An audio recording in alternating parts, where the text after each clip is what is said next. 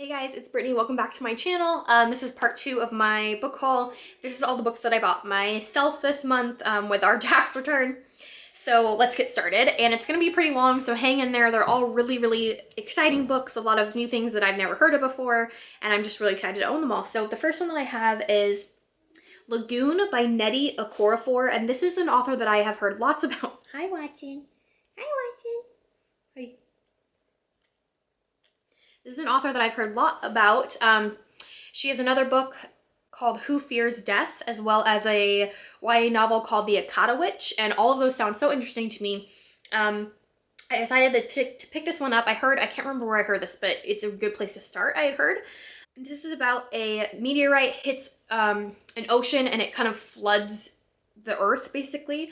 And then 3 very different people are brought together and are forced to work together and try to survive this disaster. So it just sounds really interesting. Love this cover so much.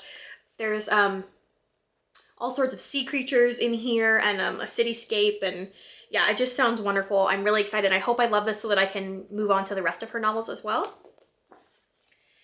Next up is Sweet Home by Kara Spray, and this is the author who wrote A Song for Issy Bradley, which I haven't read, but I've heard great things about. Jen has talked about this a lot. I know that Elena from Elena Reads Books gave this one 5 stars, so I knew that I had to check it out.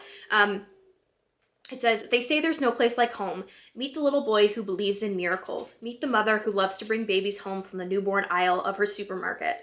Meet the husband who carves a longed-for baby out of ice as a gift for his wife, and meet the widow who's reminded of an unexpected act of romance while pegging out the washing.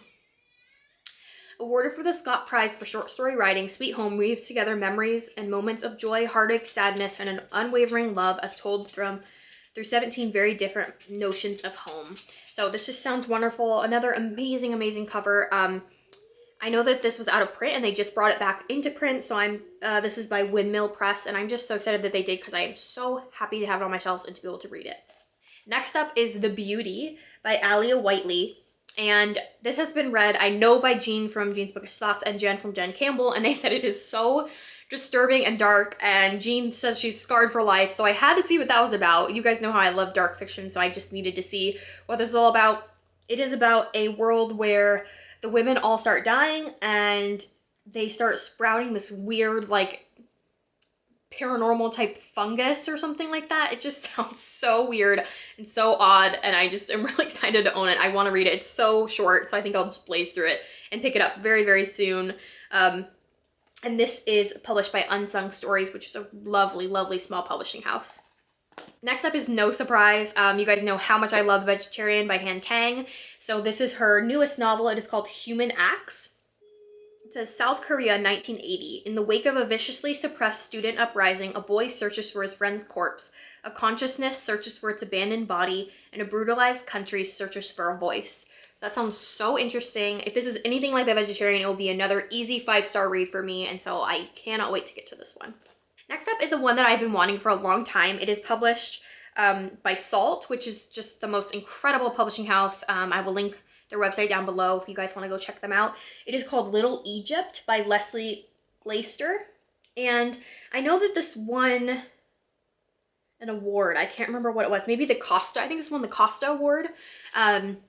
It says, Little Egypt was a once well-to-do country house in the north of England.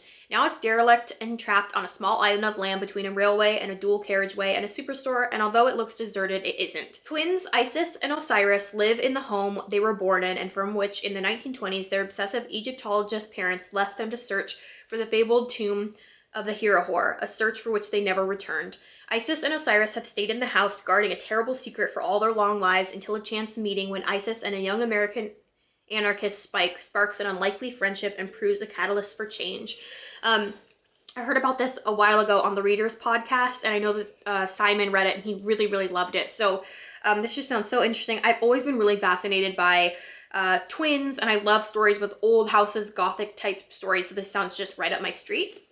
Next up is Pure Juliet by Stella Gibbons, and this is the author who did Cold Comfort Farm, and this has been published posthumously. It's recently published. It was a lost novel that was found by one of her daughters and was republished. So I believe that it might have magical realism elements in it. I'm not quite sure exactly what it is about. I kind of want to keep it that way, but it just is the most beautiful cover. It's such a small, cute little book, and I just really wanted to pick it up and read it. So, okay, so the next book that I decided to buy was The Dead Lake by Hamid Ismailov.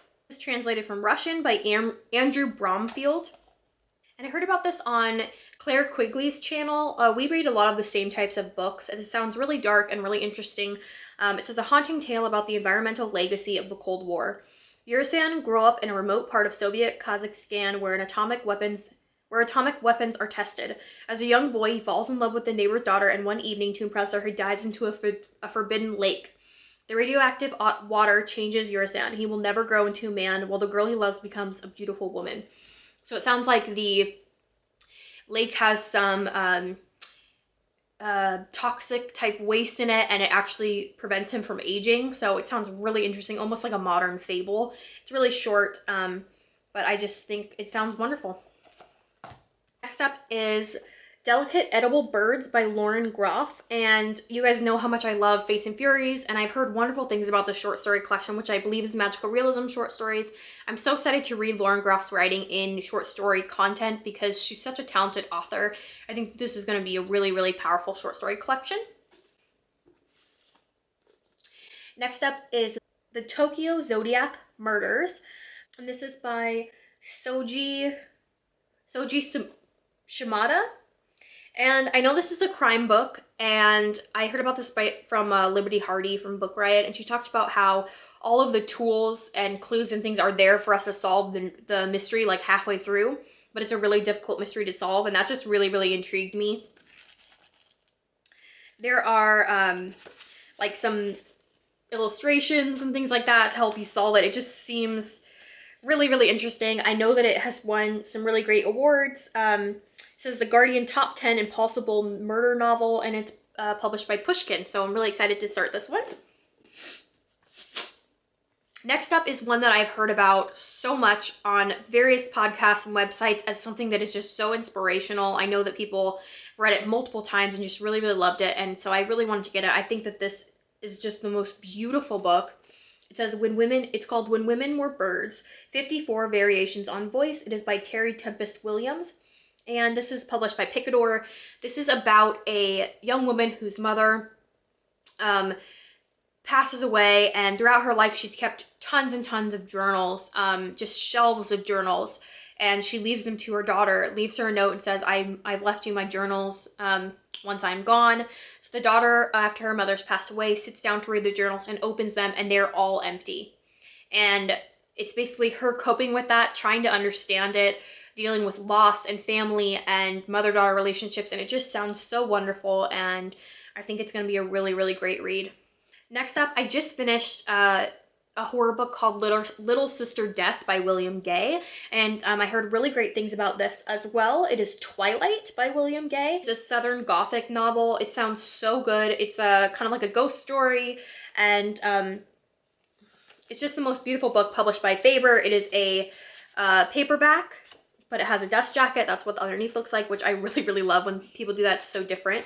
It says, from the master storyteller, Twilight is a Southern Gothic novel about an undertaker who won't let the dead rest. And William Gay's writing was just absolutely phenomenal. So I'm really excited to read this one, and I'm sure I'll pick up the rest of his novels as well. If you haven't read anything by him, I highly, highly recommend that you do.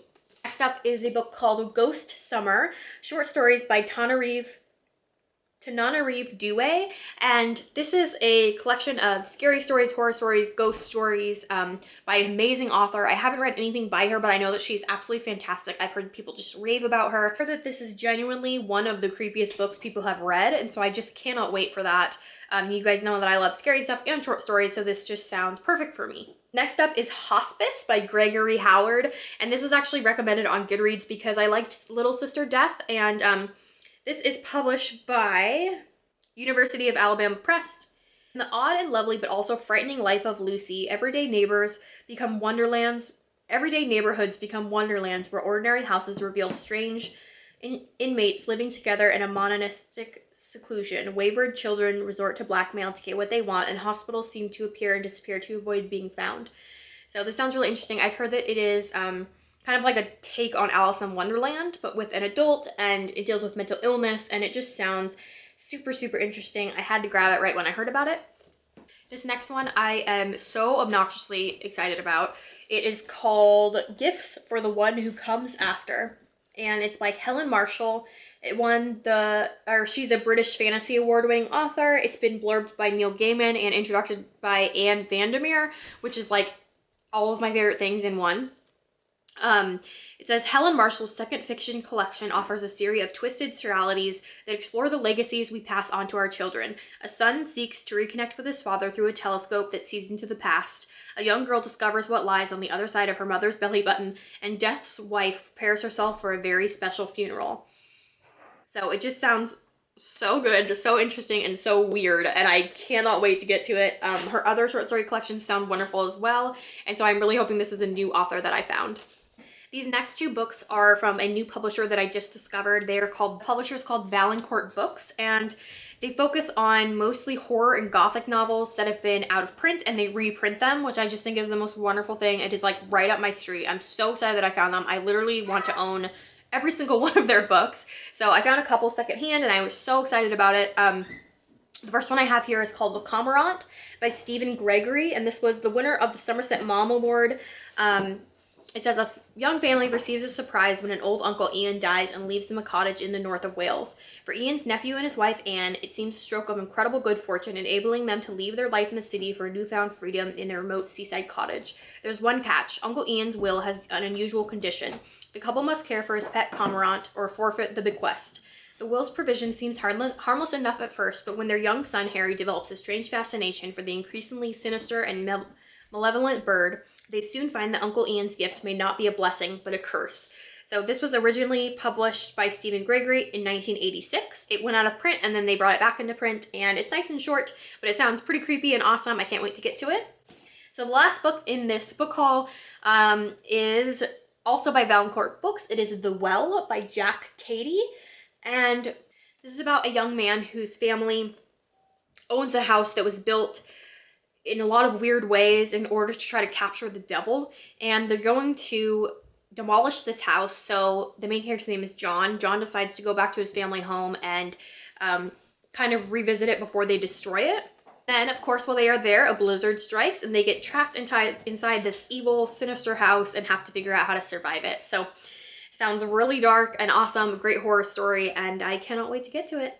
And this one was published in 1980, and then they rebrought it out recently, so yeah, it just sounds like a great horror novel. So that is the end of my book haul. I know it was a long one, but let me know if any of these sound good to you guys. I would love to hear about it. If you guys are picking these up, adding them to your TBR, or have already read them, please leave me some comments down below so we can get talking about them. And I hope you guys are having a great week. Until next time, happy reading!